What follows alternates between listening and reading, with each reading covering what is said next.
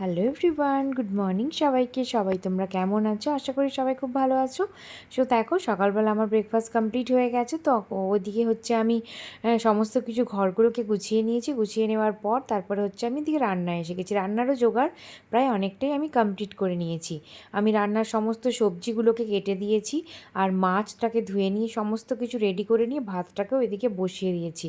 আর দেখো, এদিকে হচ্ছে আমি প্রথমে একটা উচ্ছে দিয়ে, আলু দিয়ে আর কুরকুরে যে ছাতু উঠেছে সেই দিয়ে আমি একটা তরকারি বানাবো। তার জন্য দেখো, আমি প্রথমত হচ্ছে পেঁয়াজটাকে ভেজে নিচ্ছি, বড়িটাকে ভেজে নিচ্ছি, পেঁয়াজটাকে ভেজে নিচ্ছি, কাঁচা লঙ্কা দিয়েছি, আর হচ্ছে আমি ওর মধ্যে একটু পাঁচফোড়ন দিয়েছি।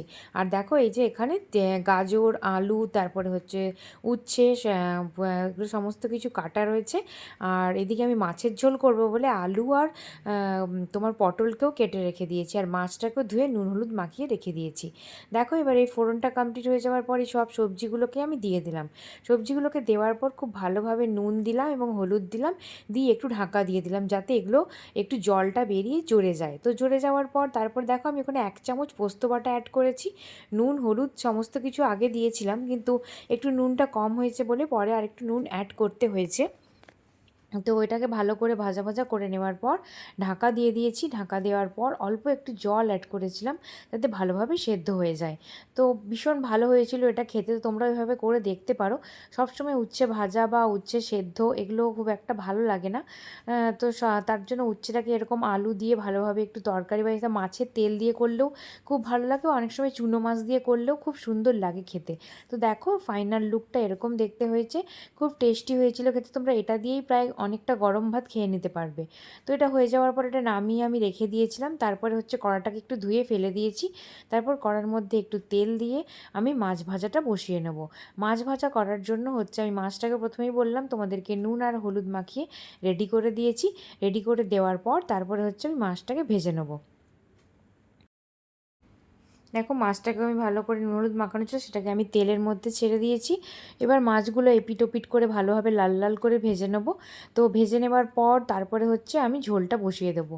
এই কড়াটা যখন আমি নতুন কিনেছি তখন হচ্ছে না মাছ ভাজাগুলো বেশ লেগে যেত কড়ার মধ্যে। এখন কিন্তু খুব সুন্দর মাছ ভাজাটা উঠে যায়। ওইদিকে দেখো, মাছ ভাজাটা বসিয়ে দিয়ে এসে আমি একটু ফল খেয়ে নিচ্ছি, কারণ পেয়ারাটা কাসুন্দি দিয়ে মেখেছিলাম ওটা, আর মৌসম্বি লেবুটা খেয়ে নিচ্ছি।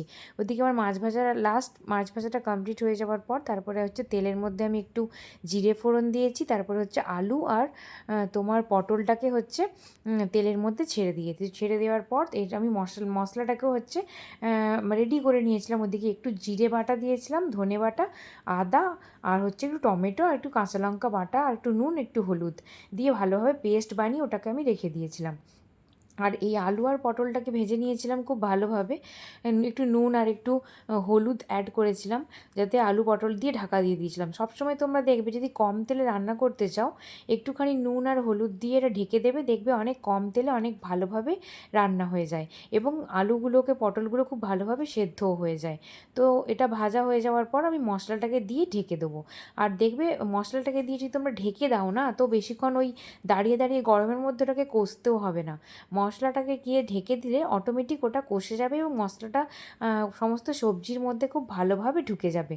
তো একটু আমি কষে নেওয়ার পর জল অ্যাড করে দিয়েছি। তো মাছের ঝোলের আমার ফাইনাল লুকটা দেখো কেমন লাগছে। তারপরে আমি স্নান করে এসে পুজো দিয়ে নিয়েছিলাম, আর পুজো দিয়ে নিয়ে তারপর আমরা লাঞ্চ করে নিয়েছিলাম। তো লাঞ্চ করে তারপরে আর সেরকম ভিডিও করা হয়নি।